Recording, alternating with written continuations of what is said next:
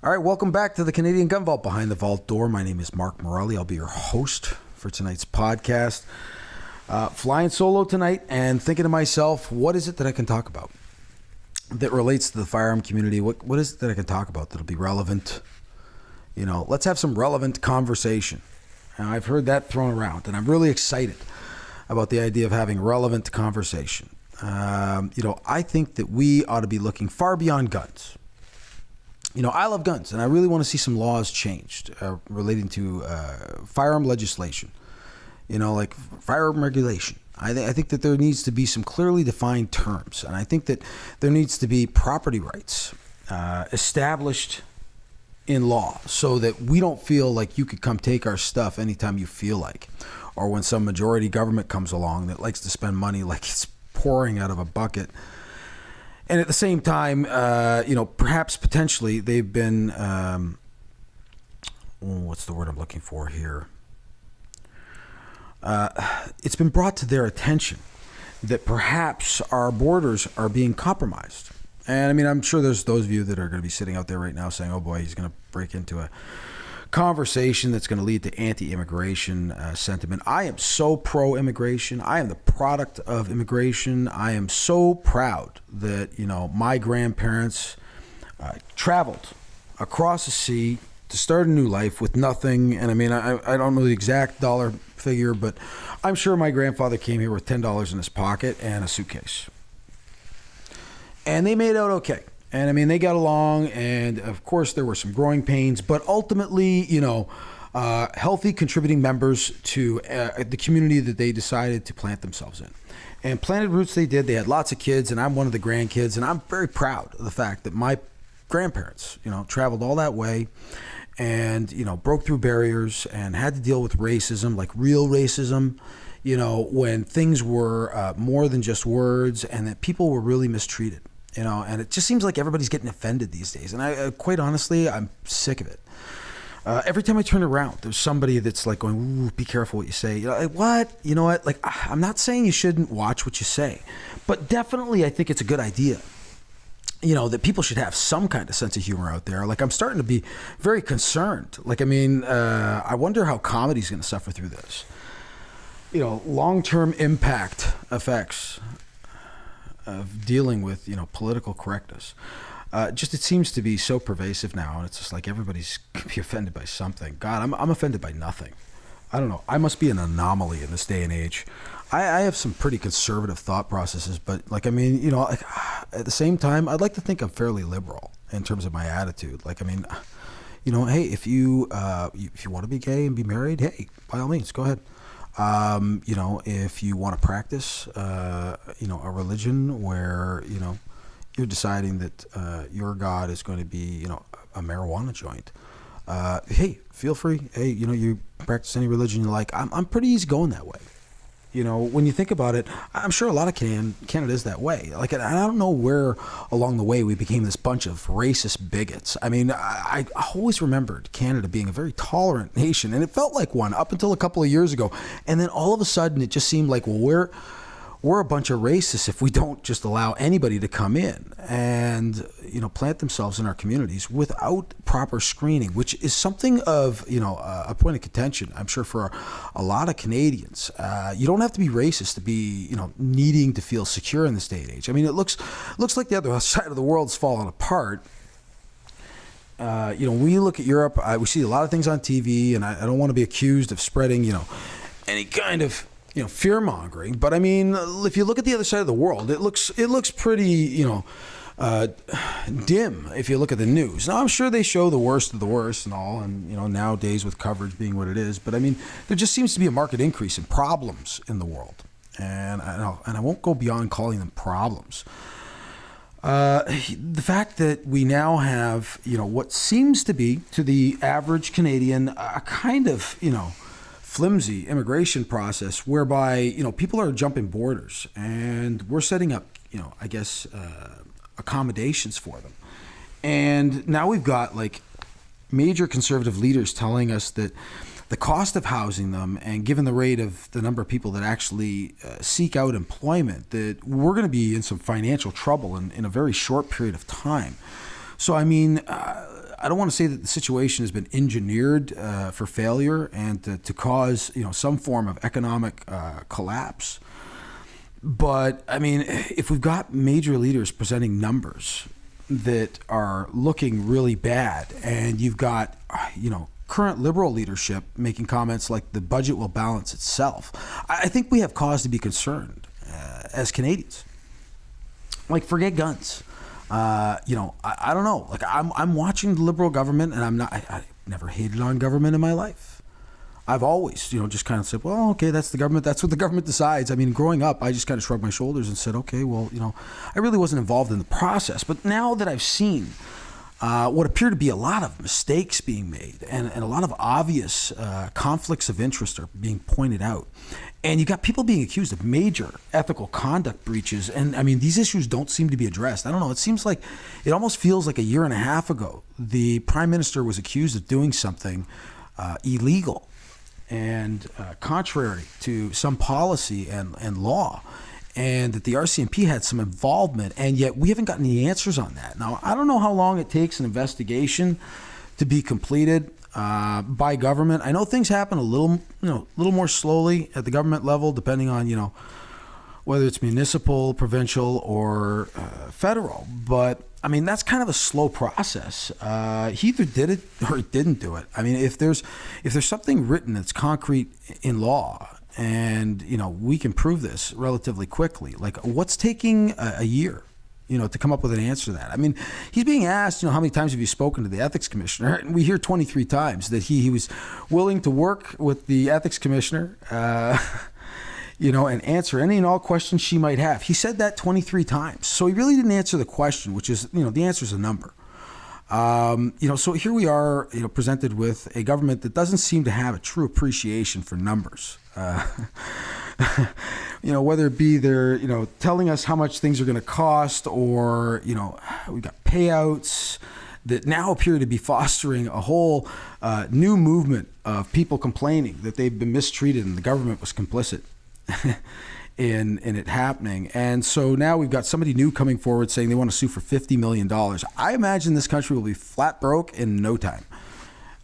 If we start to accept responsibility. And for the person that made the decision not to fight that in court, and set that, dangerously, irresponsible, for lack of a better term, precedent. I mean, it would have been worth it just to fight it. Even if it cost us double, who cares? I mean, we're shoveling money outside this nation, like, by the truckload, it seems. 22 billion this way, 30 billion that way, and it's all leaving the country. And I'm going, well, hold on. I mean, as a Canadian citizen, we're facing some economic sort of, not great times, and we're shipping money by the billions outside the country. We're kind of redistributing wealth. I grow very nervous about anyone that says that they admire a dictatorship and then pushes socialist-like policies down our throats. I mean, even with the majority government, I think that it's kind of safe to say that we should be able to have some say in what goes on there. So, I mean, at this point, no more rubber ducks. I would wonder why we couldn't, as a nation, start to demand that they actually, put a stop on all checks leaving the office until we sort out this ethical matter. I think that that's a fair, sort of request. If our leadership is guilty of something illegal, before he's even started to get going, and now, he's sending money all over the globe and spending money in the country like crazy, instituting policies that make no sense, and fighting with the opposition in a way that I've never seen before.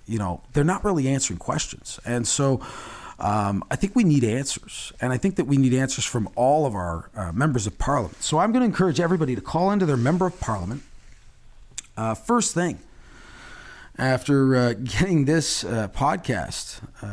I think that it's really important that you contact your member of parliament and let them know that we want answers, to some questions that have long been asked by Canada.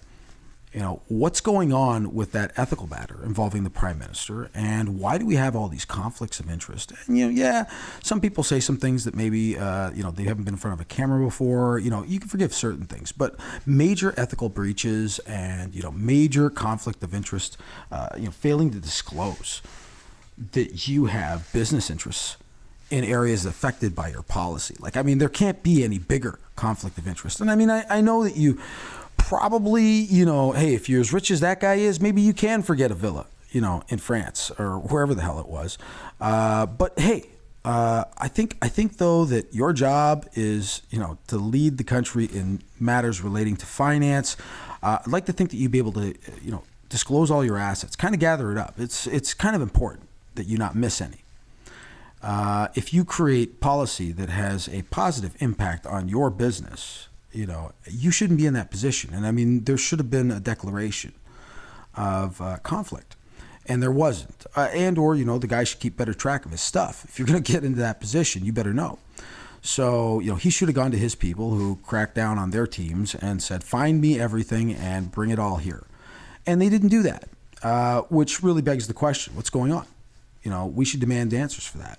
And I mean, if it comes to light that he knew and he, for some reason or another, decided not to disclose that, I mean, there's no reason why we can't remove that guy from office. I mean, we should be able to demand that he step down, and we should do that through our members of parliament. And so what that means is you know, call your member of parliament's office and ask to speak, right, to somebody about this matter, and watch. They'll scramble, right? People, if we flood their offices with calls, their assistants, God bless them, they're going to be so overrun with work, they're not going to be able to handle anything else. So if you've got a real problem, you know, with some of the things going on, it doesn't have to relate to guns. So that's kind of why I'm, you know, doing this podcast. Is it's so much more than that.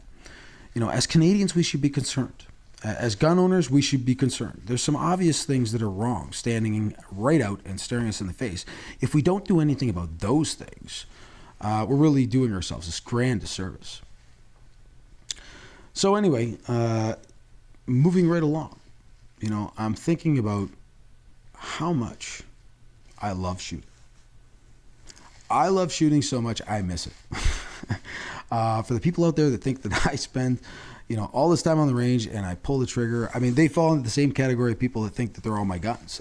They're not. And I really don't get to pull the trigger that often, which is why when I do videos, I'm so freaking nervous that I'm going to miss and that I'm going to sound and or look foolish. It's kind of an ongoing experience, you know, for me every time I get in front of the camera, to get this horrible sense of self-conscious sort of behavior. I suddenly I want to babble and the words won't come off my lips correctly. And, you know, to think of all the things to say about a gun, you know, kind of on the fly, because I don't use cue cards or anything like that. I refuse to. And so for me to get in front of the camera and shoot guns and try and hit and talk about them and kind of do all that to, you know, the tune of whatever ammo we have left, you know, to do it with. You know, if I screw up so many takes, the pressure starts to build because, you know, the ammo supply starts to drop. So I'd love to be able to do, you know, do it right on the first take, but sometimes it doesn't work that way. I remember that Tavor video, like that honestly, I was so tired at the end of that thing, Dave. It was really a great video to shoot. At the same time, you know, it was exhausting because we had some problems, not with the gun itself, but, you know, just with the way things were kind of unfolding. Anyway, you know, to do the filming that we do is so much fun, but like it really does represent, you know, the bulk of my shooting. And so I really don't have a lot of time to relax. I'd like to. There have been lots of days I've wanted to take off, but then, you know, ultimately you decide that you want to work, you know, because people are talking to me all the time, and it's really fantastic to hear from the people that message me, and I try and get back to y'all as quickly as I can. I can't always do it. It's tough because I have to live a life too amongst all the running around I do with, you know, the merchandise and going to post office, and I mean, it really has been kind of an exciting learning curve. You know, the guy that owns the Esso station down the street is probably going to put his kid through college with the amount of driving around I do. But like, I love doing it. But getting together for photo shoots and going to different places and you know, dealing with the merchandise pickups and drop-offs and you know, sometimes meeting with people and, you know, then I want to make a little time for my own friends, and, you know, we're still trying to build this business. And I mean, make no mistake, it's a business, and I I've had to learn that too, because I want to give everything away for free, but I can't do that. I can't continue to do that. I still like to do that, but it's one of those things where, like, I mean, if we're going to continue doing this, we've got to, be generating some money. And so I kind of feel bad about the merchandise in a way. I love when people buy it. It's really, a treat, to see those orders filling the box, and to know that happy people are going to be getting, things they want, and that they believe in what we're doing.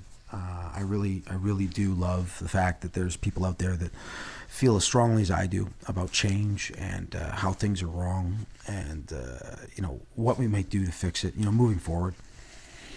And to have people actually,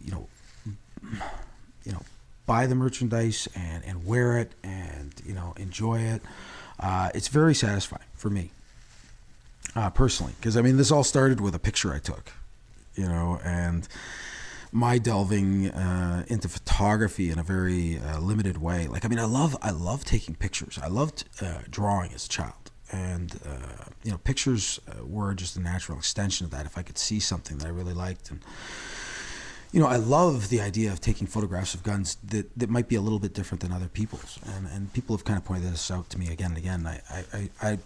I just try and show the guns in a way that I see them, as works of art. And I love the idea of people enjoying them enough that they like it, and they tap that screen, and I see the likes. And I mean, I know it shouldn't all be all about the likes, and I see a lot of people that probably view it, but don't necessarily like my stuff. I don't take it personally. It's not that important. I just love that people read what I write and enjoy it, and enjoy the artwork and the community and the friendliness.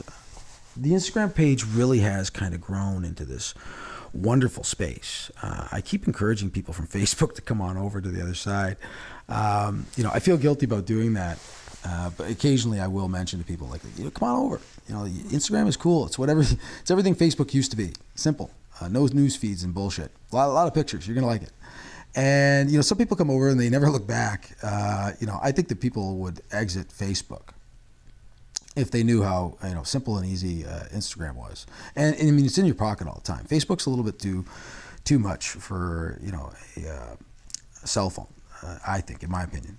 But I do it too. But it's just a little harder to hit the icons sometimes. But Instagram is actually so much simpler and uncomplicated, and I love that about it. So I really do enjoy all the personalities. I mean, there's just so many different people out there. Like, now I think we're up to like 53,000 now or something like that. Love to see that number get higher. I would ask that everybody kind of share it with their friends. I'm not saying jam it down their throats, but like definitely push it a little bit. If you've got a good group of people on your page, and you like what we do at the Canadian Gun Vault, feel free to share with your friends. Growing is what's going to make this thing bigger, and better.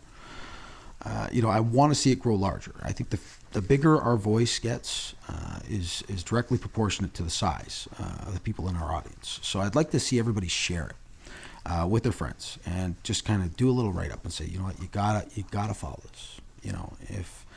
If nothing else, you'll learn something. Really great photography. If you can write that, I say that without ego. I've gotten people talking about that with me, and these are the things that they're describing. And so, if you want to do that with your friends and let them know that we exist, and I think that's really the only limiting feature, is that, we've got to get out there to a larger audience. And so if you can carry our message, and our name, to the far reaches of the internet world, we'd love that. If you plant it in the forums and tell people, you got to try this, have a look at what he's doing, especially if you're in Canada. For our American listeners, we love you guys. You're fantastic. There's just so many great personalities in the U.S., that I love. I got Blue Collar John. He's a wild man. He's not afraid to say it's on his mind. And like, just, guy looks like he just got out of like hardcore jail time. And yet he's a total sweetheart. Great guy. I think that sometimes judging people by the way they're looking is wrong. I think that gun owners as a group, we've definitely felt a little mistreated over the years. So I think it's really important that people get to know the personalities that are out there that are involved in the firearm community. And I tell you, I've met all kinds on the line.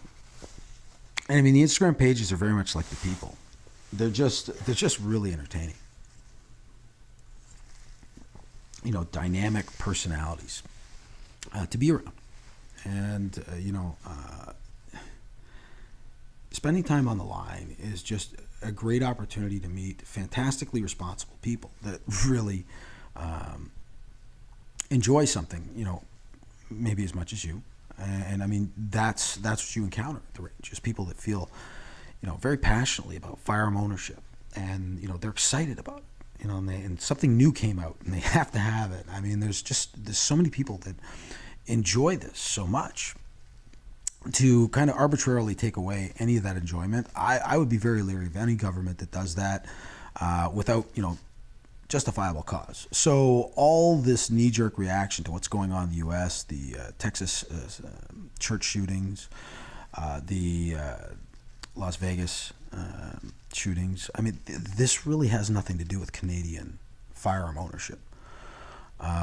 Certainly nobody up here stepped out of line that badly, and they're doing it with devices and things that we don't have up here. It couldn't have any less to do with us, but allowing the government to capitalize on that sensational, bit of news coverage, a tragic event, to have the government suddenly pushing gun laws down our throat. I mean, we should really be calling them out on that. Anyway, that's about enough of a rant for a Monday night. I'm probably in dire need of more rest. I spend a lot of time working on things that, quite honestly, just burn up my day, and it's not uncommon to hit 18-hour day in the Canadian Gun Vault's life. But certainly there comes a point when I just get so exhausted, that I decide that I'm going to, just pack it in. So if you occasionally don't see me for a day or two, that's me just trying to unwind.